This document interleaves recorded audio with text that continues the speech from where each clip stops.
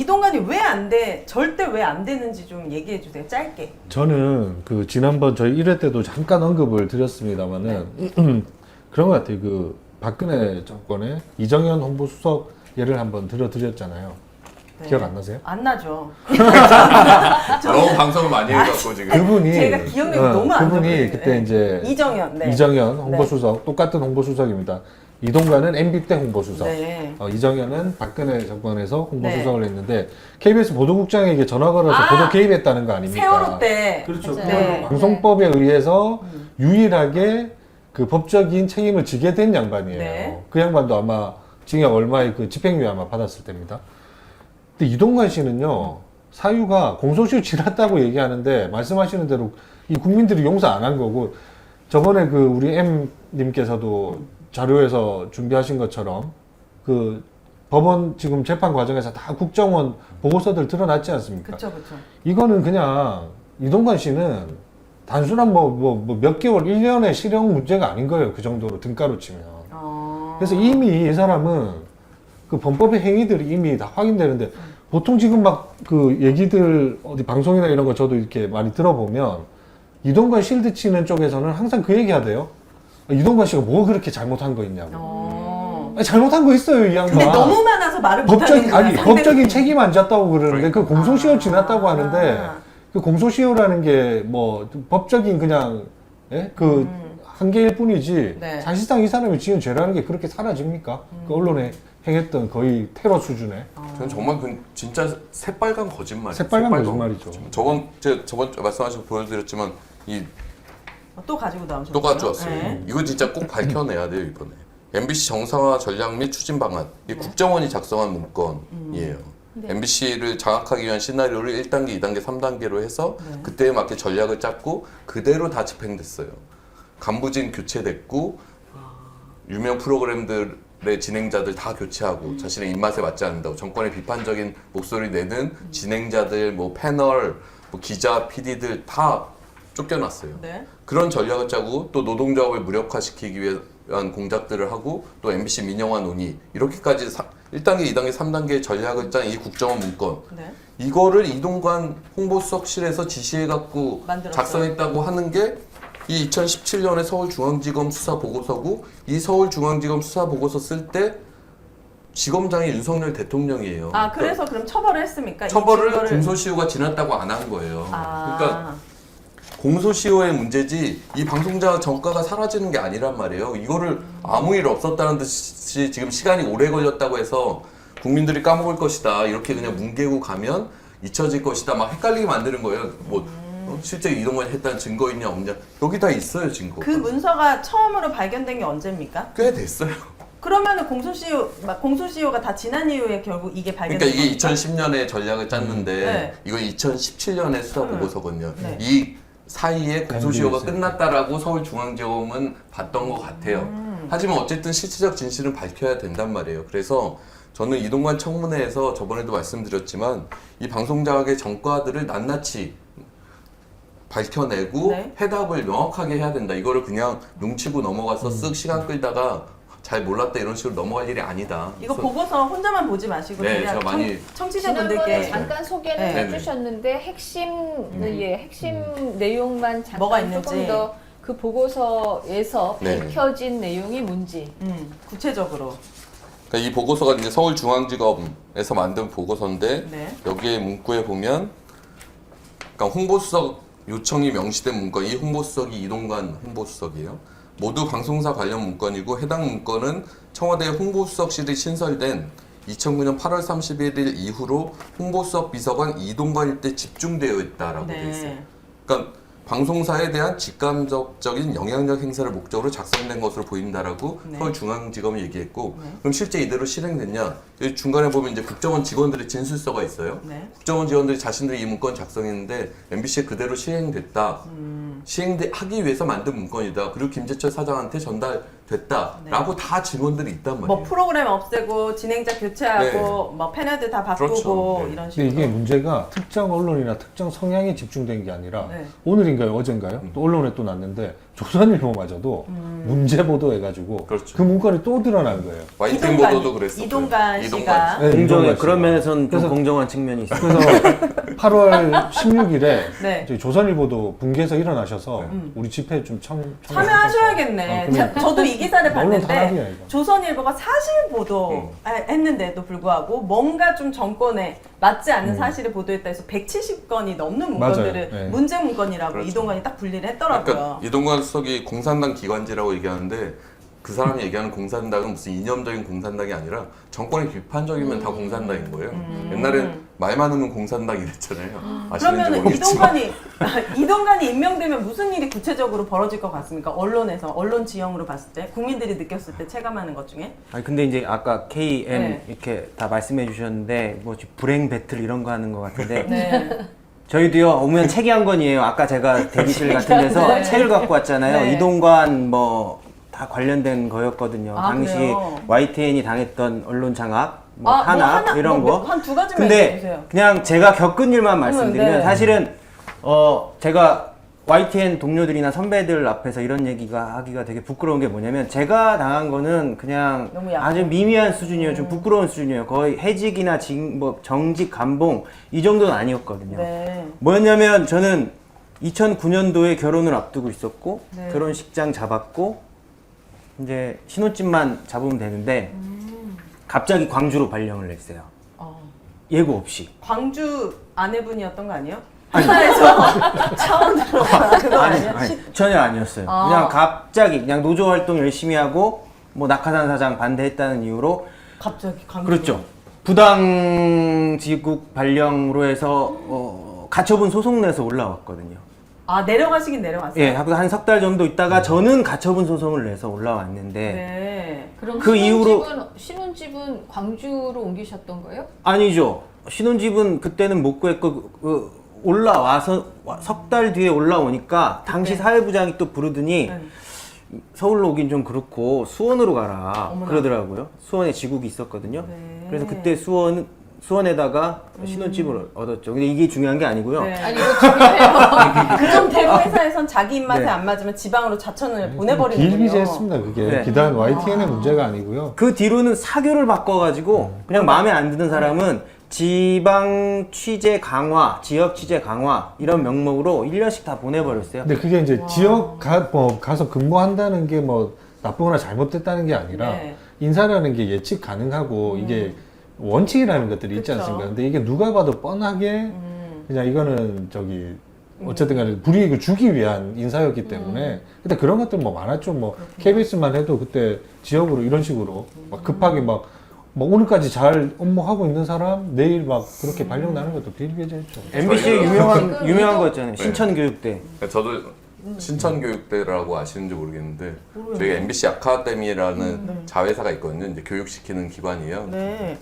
거기에 이제 파업에 열심히 참여했던 직원들을 MBC 아카데미로 발령을 내갖고 거기서 이제 교육을 받게 만들었어요. 그래서 그게 그 신천역에 잠실에 있거든요. 신천에 있어요. 신천. 네. 그래서 아. 거의 신천교육대라고 했는데 초반에 막 샌드위치 만들기 이런 것도 가르치고 저도 그 이후에 문화센터 같은 곳인가 보죠? 거의 그런 느낌인 예, 거죠. 아니 그러니까 무더기로 그 전에 그렇게 써먹을 일이 없었는데 무더기로 마음에 안 드는 직원들을 다 잘라가지고 거기 가서 너희는 교육을 받거라 그랬는데 교육할 내용이 없는 거예요. 그래서 샌드위치. 준비가 안 되니까 뭐 샌드위치 만드는 것도 그게 언론 직무교육이랑 무슨 상관이 그뭐 있는지. 김재철 사장은 되게 좋은 교육 시켜준 것처럼 얘기했어요. 뭐 문화 소양을 함양시킨다 뭐 이런 식으로 해서 저도 거의 몇 달 있다가 이제 소송 통해서 다시 복귀하고 그랬었는데 샌드위치는 잘 만드세요. 샌드위치는 제가 그 샌드위치 만들 때 저는 경인지사 인천에서 약간 쫓겨나서 그냥 아무 일 거기도 못 하고 단골 있었고 유배지로 그때 꼭 거기 쓰던 있다가 곳이에요. 이제 네. 신천교육대로 갔는데 그 앞전 파업 끝나자마자 바로 갔던 사람들은 정말 샌드위치 만들고 이런 거 배우고 네. 하여튼 뭐 다양한 교육들을 받았는데 뭐 교육으로 받으면 사실 뭐 받을 수 있어요. 근데 그걸 받으려고 저희가 그러니까. 월급 받고 다니는 게 아니잖아요. 프로그램 만들고 좋은 방송 하려고 다녔던 했던 직원들을 다 그렇게 몰아넣고 모욕감을 주고 그런 교육들을 시켰죠. 그리고 제가 오늘 예능 PD 이제 2017년 말까지 저희가 이제 파업이나 이런 과정들이 있었는데 그 이후에 입사한 직원들이랑 네. 이제 점심을 먹었거든요. 근데 그 직원들은 사실 그 경험이 없잖아요. 그래서 이동관 후보자 임명 이후에 MBC가 어떻게 될 것인가에 대해서 느낌이 사실 조금 달라요. 예측이 안 될 것 같아요. 경험이 없었으니까. 네. 그래서 제가 그때의 경험들 몇 가지 알려주니까 네. 되게 깜짝깜짝 놀라고 예능만 하더라도 그 정권 하에서는 이 정권의 홍보가 될 수 있는 그런 이슈들을 예능 프로그램에 막 집어넣으려고 엄청 맞아요. 애를 썼었어요. 네. 그리고 예능 프로그램 MC가 뭐 좌파다 이런 식으로 해서 퇴출시키고 그래서 실제 모든 프로그램 뭐 드라마에는 누구의 아들이라고 해서 배우를 내리꽂고 막 이런 일들이 비일비재했었고 저는 그때 시사매거진 2580이라는 프로그램에 이제 신천에서 소송 통해서 복귀해갖고 일했었는데 프로그램 만들면 이제 약간 비장한 느낌 몰입도 높이기 위해서 음악을 깔잖아요. 네. 음악이 중립적이지 않다고 그랬어요. 그래서 음악도 약간 정치적 성향이 있나? 아, 그러니까요. 그래서 너무 신기하다. 아니 그 좌파의 음악이 있고 뭐 우파의 음악이 있나? 그 중립적이지 않은 음악은 뭔가? 그러니까 우리 시청자들 최대한 이 그림에 몰입할 수 있게 음악을 보통 깔았는데 갑자기 중립적이지 않다고. 그러니까 정치 현안에 관한 프로그램이었거든요. 꼬투리 잡는 거군요. 그런 식으로. 그러니까 그런 식의 어떤 간섭과 제작을 자기 맘대로 이제 바꾸려고 하는 시도들이 지난 MB 박근혜 시절에 엄청나게 벌어졌었고 네. 그래서 사실 저희 뭐 기레기 소리 들은 거고 MBC의 신뢰도 떨어지고 이런 과정을 거쳤던 거거든요. 근데 이분들은 제작이라도 할 수 있지. 우리 T는요. 보니까 아예 제작 자체를 할 수 없는 환경이잖아요. 그러니까요. 월급도 반납한다는 얘기 듣고 제가 꼭 까무러쳤는데. 네, 갑자기 얘기가 일로 튀어가지고 왜냐면은, 막 괜찮은 건가요? 지금 현장에서 벌어지고 있으니까. 지금 이 모든 문제들이 네, 가장 큰 문제를 안고 계시잖아요. 그렇죠. 사실은 솔직히 말해서 저희는 굉장히 급하고 힘든 상황인데 이제 이동관이 온다고 한 다음부터는 네. 이제 일사불란하게 이제 움직이시니까 저희가 뭐라고 말을 할 수가 없는 거예요. 그러니까 그렇지만 저희 TBS 상황도 굉장히 심각한 상황이고 지금 현재 임금 반납 그니까요. 이게 무슨 일이에요? 해 일은 안 하는 거예요? 그럼 임금을 아니요. 받는 거? 일은 또 해야 하면서 이제 임금 반납을 해야 되는 거고요. 그러니까 자신들의 예산을 잘라놓고 너희들 자체적으로 자구책 내놔라 하니까 직원들이 임금 반납해가면서 지금 너무 잔인한 일을 그러니까 해야 지금 뭐 그 뭐죠 일정은 조금씩 다르지만 TBS가 먼저 이제 벌어진 일인데 네. 이 방송사 하나를 해체하고 갈갈이 분열시키고 거의 망조가 들게 하는 방법은 같습니다. 우선 돈을 끊고요. 그러니까 예산 그 다음에 끊어버리고. 노동자들 사이에 분열을 유도하고요. 너네 말 잘 들으면 내가 좀 봐주려고 했는데 여전히 고개 꼿꼿이 세워? 뭐 이래가지고 그러면 뭐 어떻게 해야 되지? 이렇게 고민하게 만들잖아요. 그러고 뭐 차근차근 이제 방송이나 시사 보도 이런 것들을 이제 접게 만들고 그래서 KBS나 MBC도 TBS 문제를 어쨌든 타산지석으로 삼아서 네. 안에 계신 구성원들도 굉장히 경각심을 높이셔야 좀 되는 보도를 문제고 했으면 좋겠어요. KBS, 같은 MBC에서. 연대 의식으로 네. TBS 문제에도 많이 좀 힘을 보태 아니 근데 최근 T께서 네. 기자협회에 기고문 쓰셨는데 지역 공영방송이라고 사람들한테 인식시키는 게 중요한 것 같아요. 맞아요. 지금 저희가 제가 뭐 TBS 훈수들 상황은 아니지만 어, 지역 공영방송이라는 그 단어가 되게 눈에 들어오더라고요. 네. 서울 그러니까 여전히 공영방송. 사실 TBS 교통방송 이렇게 그렇죠. 아직까지. 생각하는 사람이 아직도 좀 네. 많이 있어서 네, 저 때문에 아마 아셨을 거예요. 네, 그러니까요. 네. 맞죠. 네. 맞죠. 지난주에 가족- 저도 배워가지고 네. TBS 교통방송 아니야! 아니야. 라고 제가 제 네. 주변에 다 네. 지금 얘기했습니다. 저는 이동관이 되면 어떤 일이 벌어질까라고 생각을 해보면 한 내년쯤 이 시간에 저희가 네. 이 자리에 있을 수 있을까? 갑자기 그런 생각이 드는 다 거예요. 같은 TBS 네. 상황이 될 거라고요? 네, 비슷한 상황이 될 것 같아요. 비관적인 왜냐면 전망인데. 속도감이 너무 빠르고 맞아요. 네, TBS 지금 제가 너무 놀란 게 순위는 분리징수가 이렇게 빨리 이렇게 될 줄 몰랐고 어디 해외 갔을 때 결제해버리는 그러니까요. 네. 일을 다른 일을 좀 그렇게 하든가. 이 속도라고 하면 공영방송이 정말 처음에 제가 뭐 카톡으로 이제 받는 게 있잖아요. 뭐 앞으로 어떻게 될 것이다라는 그런 거. 근데 거기서 KBS 1과 EBS와 빼놓고 모든 공영방송 사라질 것이다라는 얘기가 있었거든요. 근데 정말 그게 현실화될 수 있을 것 같다는 생각이 정말 들고 지금 너무 무섭게 몰든 일들이 벌어지는 거니까 저는 시민들이 너무 이제 좀 경각심을 전혀 몰라요. 정말 네. 네 가지고 계셔야 될 것 같다는 생각이 들어요. 현장에서는 너무나 이게 와닿는 얘기고 하루하루가 정말 계속 뉴스가 쏟아지기 네. 때문에 네. 그러니까 TBS만 해도 당장 그 프로그램 진행자들 다 내친 거잖아요. 그쵸, 그쵸. 실제 그런 일도 네. 벌어진 거죠. 네. 유명 프로그램들의 MC들 다. 곧 MBC도 좀 신장식의 뉴스 하이킥도 이제 저희는 매일 마지막이라고 생각하면서 최선을 다하고 1등을 했기 때문에 더 빨리 없어질 수 있다 이런 마음을 갖고 있습니다. 네. 위험하죠. 신장식 뉴스 하이킥 잘 나가는 거 보면 어떤 생각 드세요? 솔직히. 솔직히 TBS. 이번에 맞아. 사실 라디오 TBS에서 원래 신장식에 하셨던 뭐 분인데. 신장기업인가 했었던 네. 거였잖아요. 라디오 청취율이 나왔는데 그거 보면서 좀 저희 그 구성원들은 몹시 마음이 좀 좋지 않았죠. 왜냐면은 14%라는 라디오 그 청취율이 사실은 저희 그 맞아, TBS에 맞아. 있었는데 네. TBS에 있었는데 진행자들도 다 그게 뺏기고 모조리 이제 네. 다 방송도 뺏겼어. 없어지고 다른 방송 가서 1등하고 네. 그런 다음에 니들 돈 못 버니까 민영화 시켜야 돼라고 말을 하니까 저희는 좀 억울한 마음도 있습니다. 너무 네. 1등을 해서 그래. 이게 보니까 너무 맞아요. 잘하는 거죠. 그 공을 이만큼 세워놨는데 그게 이제 말도 안 되는 상황이 되니까. 자, 그래서 이게 하여간 만만치 않은 일입니다. 우리가 앞으로 어떻게 대응을 해야 될지 네. 우리 저 마지막 네 번째 키워드. 그냥 네. 이동관 절대 안 되는 이유에 대해서 우리가 좀 더 얘기해야죠. 사실. 네. 가끔 네. 얘기- 오늘 밤 새도 되잖아요. 솔직히 그러니까 이동관이 사실 왜 안 돼? 책을 몇 권 써야 될 문제인데. 네. 아니 당장히 뭐 방송 장악의 이 문제도 방송장악. 무조건 네. 밝혀져야 되지만 뭐 처음에 사실 이슈가 됐던 학폭 문마 의혹도 맞아요. 밝혀내야죠. 엄마로서 근데 확실히 기술자인 게 뭐냐면 이 학폭이 지금 만약에 터졌으면 큰 이슈였을 거예요. 아마 방송통신위원장 청문회 통과를 못하고 대통령도 왜요? 지명하기 네, 어려웠을 네. 거예요. 근데 네. 한두 달쯤에 흘려서 힘을 빼버리잖아요. 미리 막 매를 네, 맞는 것처럼. 네, 그리고 나서 지금 김효재 시켜서 이렇게 일사천리로 진행시키고 그럼 확실히 방송장악 기술자는 기술자다. 그러니까 이거 청문회 때 야당에서 질문을 잘 준비해가지고 지금 세금 문제도 있고 이거 돈 문제도 많더만요. 이분이 재산 까도 관련 의혹도 네. 많이 있죠.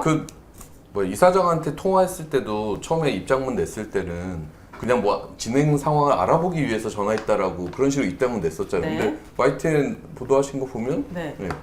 그런 이유가 아니었던 것 같아요. 그렇죠. 전화 까는 거를 좀 그러니까 밀어달라. 네. 학기를 좀 지나서 전화를 가게 해달라. 그게 청탁이죠. 아니 어떤 부모가 이사장한테 전화를 할 수 있습니까? 담임선생님한테 전화하는 것도 조심스러운데 그러니까. 그 행위 자체가 말도 안 되는 행위인 거잖아요. 저는 가장 우려되는 게 뭐냐면 이런 일들이 너무 아무렇지 않게 자행되기 때문에 이거에 대해 무감각해진다는 맞아요. 사실이에요. 맞아요. 저도 처음에 이제 하나씩 사라질 때마다 네. 너무 절망적이었는데 이제는 무감각해져가지고 그러려니 한다는 생각이 들거든요. 근데 우리 스스로도 그런데 시민들도 아마 저는 걱정되는 게 이거에 대해서 좀 너무 쟤들이 그렇지 뭐라고 넘어갈까봐 그게 가장 가슴이 졸여지는 거예요. 그럴 수도 있겠지만 제가 느끼는 거는 참사가 반복되면서 내가 잘못하지 않아도 피해자가 될 수 있는 상황들이 생기잖아요. 그러면 언젠가 나도 피해를 받을 수 있겠다. 아, 국가 시스템이 뭔가 문제가 있다는 약간 위협감이 있거든요. 네. 그래서 다시 약간 긴장 상태가 돼요. 잼버리도 그랬고 이번에 재난 오송 지하 참사 12구가 얼마 지나지도 않아서 네. 이런 일이 생겼기 때문에 지금 시민들은 예의주시하고 있습니다. 저는 약간 일촉즉발 같은 느낌이 들어요. 네. 네. 그냥 그러려니 하고 무감각해질까봐 걱정이다라는 의견이 있지만 꼭 그렇지 않다. 절대 그렇지 않다. 네. 네. 싸워야 됩니다. 네.